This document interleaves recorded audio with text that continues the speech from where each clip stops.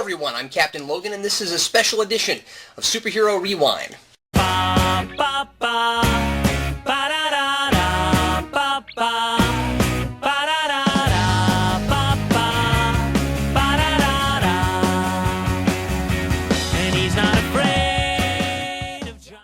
Sometimes characters get thrown into a film just for the sake of fan service, and not like fan service like the fans love this character so we're going to do him justice. Fan service like we don't really want to do this character at all, but he's got to be in here because fans have heard of him and expect to see him, even if we aren't really going to do anything interesting with him, or even if he isn't going to be anything like the same character. And sometimes filmmakers just can't figure out how to work a character into their story, even though they want that character to be in there, so they end up just doing something lame. The following are, in my opinion, the 10 most shafted characters in superhero movies. Now, I'm not counting huge lead characters who just plain weren't done right. These are the characters I feel didn't get nearly enough screen time, were pointless and shouldn't have been, aren't anything like their comic book counterparts and suck because of that, or all of the above. There's a half-hour longer director's cut of Watchmen, and though the theatrical cut does hold up very well, one scene I really like was in this cut. Hollis Mason, the original Night Owl, is killed by a gang of thugs. It's an important scene in the comics, and I missed it in the theater. And it's certainly done in a really creative, emotionally charged way in the director's cut. As the theatrical cut stands, Mason really only appears one time for very long, reminiscing about his glory days as a superhero with Dan Dreiberg. He's certainly not nearly as shafted as some of the others on this list, but if you've seen that scene, I think you'll understand why I put him here. The new Gordon is spot on, and a lot of his personality is taken straight from the comics. But what is the deal with this guy? In all 4 Batman movies before Christopher Nolan rebooted the franchise, Commissioner Gordon is a heavy-set, incompetent, airheaded, senile old man who can probably barely start his car without Batman's help. I don't think Pat Hingle is a bad actor or anything, but Gordon really needs to work with Batman, not be totally lost without him. His abilities seem limited to using a megaphone and turning on the bat signal. It's weird that he's one of only 2 characters who are in all 4 movies and played by the same actor. At least Michael Gough is a good Alfred. Oh, and I think it's worth mentioning that Pat Hingle plays a character who totally got the shaft, and he was also in the 2000 version of Shaft. I didn't hate Taylor Kitsch's performance, but X-Men Origins Wolverine wasn't the movie for Gambit. It already suffered from too many superfluous characters even without Gambit, and it's painfully obvious that he's only there because fans have been clamoring to see him in an X-Men movie. I think if you had polled fans when Gambit's appearance in this movie was announced, you would have heard a lot of people say, no, we meant we wanted to see him in an X-Men movie. You know, like X2 or X3, maybe if they ever made an X4. He doesn't get nearly enough screen time to validate his existence in this, and it's really a crime to shoehorn in a character as loved by X-Men fans as Gambit into somebody else's movie. This really should have been Wolverine's movie. After all, his name is in the title, and it's not like he doesn't have a rich enough background without making stuff up. In fact, I'd say Wolverine is one of the only characters I really want to see an origin for on screen. Both Weapon X and Origin are great stories, not just convenient origin pieces, with cinematic potential. One or both of those should have been the entirety of the movie, and Gambit should have been saved for a picture he really fit in. Oh, Spawn, what happened? You take all your really interesting characters and you leave them out of the movie, then you make up some new lame characters nobody cares about, then you give some of those characters you left out pathetic cameos and hope that appeases the established fan base. In the words of Lex Luthor, wrong! Sam and Twitch, the real human element in the Spawn comics, the guys we relate to and follow as they unravel supernatural mysteries. 10-second cameo walking out of a house at the end. Angela, soldier for heaven who is sent to destroy Spawn but ends up working with him when she realizes he isn't exactly playing for Malbolgia. She's walking through the party scene and you can only tell because she's wearing those Spawn trophy earrings. If you blink, you miss it. Chapel, the soldier who worked with Al Simmons and then later murders him. He's replaced by a 2-dimensional chick named Priest who is evil for no good reason whatsoever. Oh, and Terry Fitzgerald is a white guy. Not for any narrative reason or anything, just because that's the guy they wanted to cast. Really? They couldn't find a black guy to play Terry Okay. You can probably guess why Barbara Gordon is on this list. In Batman and Robin, Barbara Gordon isn't even Barbara Gordon. The character is completely changed, and no surprise, it's not like it's an interesting change. I'm trying to imagine this pitch. Okay, we're going to do Batgirl, but she's not going to be the police commissioner's daughter. We've given Gordon the shaft for so many movies, we can't start making him an integral character now. So we're going to change her name to Barbara Wilson. As long as her name is still Barbara, fans won't notice. We'll make her Alfred's niece. She'll spend most of her life in England, but she won't have a British accent, because we want Alicia Silverstone, but there's no way she can do a British accent. And then she'll, I don't know, stumble into the Batcave at some point, and poof, she's Batgirl. And I haven't even scratched the surface. Join me for more of that in 3 weeks when I review Batman and Robin. I suppose you could say Barbara Gordon kind of gets the shaft in Batman Begins and Dark Knight also. Just because she's so young, it's obvious from the beginning that there's no chance of seeing Batgirl or Oracle in this continuity. Then again, I don't mind. I can't really see sidekicks in Nolan's continuity. You'd think after a dozen times of me saying Galactus shouldn't be a giant cloud, it would get old, but it doesn't. This is so my favorite thing to complain about. So the producers of Rise of the Silver Surfer had to use Galactus in order to have Silver Surfer come to Earth. Silver Surfer is the herald of Galactus. But they thought having a giant purple man in their film would be too silly.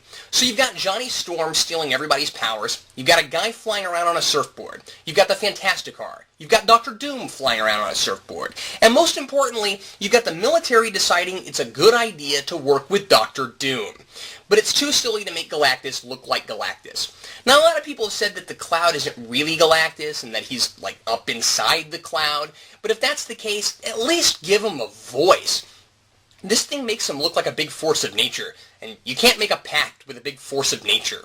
Here's another fun pitch. So Bryan Singer set up Jean Grey to turn into the Phoenix at the end of X2, but we really have no idea how that would work. We can't bring an alien consciousness into our movies because they're more realistic than that.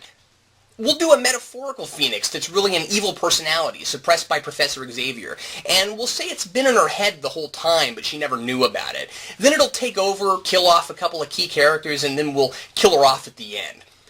So they just jump straight into Dark Phoenix and do an infinitely less plausible and less interesting thing than what the Phoenix and Dark Phoenix sagas were originally. And that's impressive to me, that they made a psychosis less believable than a psionic being who possesses Jean Grey. It was ultimately entirely pointless to bring her back at all. You get to the end of The Last Stand and you kind of wish she had just died at the end of X2, especially if you have any emotional investment in the character. So she gets to live, just long enough to see her mentor and the man she loves get killed, along with countless others. That's doing justice to your characters right there. I've complained about the lack of Cyclops in all of my X-Men reviews, so I'll make this short and sweet. X-Men. Cyclops leads his team. He's in love with Jean Grey. He doesn't get along with Wolverine. He shoots heat blasts from his eyes. X2. Cyclops gets kidnapped in Act 1. Cyclops doesn't appear in Act 2. Brainwashed Cyclops tries to kill Jean Grey in Act 3, then mourns her death at the end. X-Men The Last Stand. Cyclops finds Jean Grey. The Phoenix kills him. The end. Oh, and he has a cute little cameo in X-Men Origins Wolverine. I'm not a giant Cyclops fan, but he's the leader. The leader really should get to lead more than once in a trilogy, then get brainwashed, then get killed. Okay, so this is what happens when studios meddle too much in a project. Fox insisted that Sam Raimi do Venom because they knew the movie would probably garnish more money since he is such a big fan favorite. But when Raimi made the first movie, he said he was a fan of the earliest runs of Amazing and wasn't interested in Venom. It's always a mistake to force creative people to do things they have no interest in. It almost never turns out well, and you can't totally blame him. I doubt Raimi screwed up Venom just to say, "Screw you, Fox, I didn't want to do Venom in the first place." But since he doesn't like Venom, he probably doesn't understand him well enough to do it right. As a result, Venom, like Gambit and X-Men Origins, is shoehorned into Spider-Man 3. But it's worse because it feels really tacked on. We get Eddie Brock early in the movie, and then Venom's entire origin is done in less than 20 minutes. It has the basic elements of the story in the comics, but it's so rushed and convenient that it doesn't matter. And don't get me started on the symbiote. It just happens to drop out of the sky with no explanation of where it came from, right next to where Peter Parker just happens to be standing. I mean, it could have possessed anyone. What if J. Jonah Jameson had been standing there? Or Gwen Stacy? Or Stan Lee? Then we get a good 20 total seconds of the Venom face, which looks great, but who cares? I mean, if you drop something on the floor and then lean down to pick it up, you'll never see it. There's a short fight, Spider-Man figures out a quick Smallville-type convenient way of beating him, and then he's dead. Not just the symbiote, but Eddie Brock, too. Sandman is a bigger villain in this than Venom, one of Spider-Man's most powerful and, I think, one of his most interesting villains. So not only is Batman and Robin filled with ice puns, not only is Barbara Gordon a British chick with an American accent named Barbara Wilson, not only does Batman carry a Bat Discover card, but Bane is thrown into the mix as a hulking henchman of Poison Ivy's. This really does take the cake. You take an assassin with enough brains to catch Batman and enough brawn to break his back, really one of Batman's most formidable enemies, and you make him a giant, brainless peon whose main contribution to the movie is putting out bombs and mindlessly saying bomb every time he drops one. He has two things in common with the Bane of the comics. He has venom toxin coursing through his veins, and he's wearing a similar mask. That's it. This movie is bad for a bunch of reasons, but man, this is just weird. I don't even know why he's in this thing. All I can figure is that Nightfall had just happened a few years earlier and Bane gained a lot of popularity, so it was just one more marketing ploy to try to sell this movie. I don't understand this mentality at all. Just putting someone completely different than a character in a movie, but slapping that character's name on it does not count as that character appearing in the movie. That's like driving a Ford Taurus around and spray painting the word helicopter on the side, and then claiming you own a helicopter. What's worse is that Jeep Swenson, the wrestler who played this hulking peon we're going to refer to as Bane, weighed 400 pounds and had a severe myocardial infection. He died before the movie was even released. Now, I don't know if he was on steroids, though it really looks like he was, and whether he was already that pumped up from his WCW career, or if he got even bigger to play Bane. I certainly hope not, because it would be really tragic if he died trying to look right for the most shafted character in the history of superhero films. I hope some of these characters are given the chance to shine in future projects. I think Bane done right would work great in Nolan's Batman continuity, though it's doubtful he'll be used there. If there's ever a Silver Surfer movie, I'd like to see it done more as a sci-fi epic with a real talking Galactus. Luckily, Jim Gordon hasn't remained an incompetent moron. There may be no hope for the X-Men characters who were shafted unless that franchise is rebooted years from now. Todd McFarlane always seems to be batting around another darker and grittier Spawn movie, but if it's ever made, I'm afraid there won't be much interest and it'll flop. But if it does ever happen, we're sure to at least get decent portrayals of Sam and Twitch. And as far as Venom is concerned, Marvel and Sony are still planning on giving him his own movies, so I guess we'll see. Ba, ba,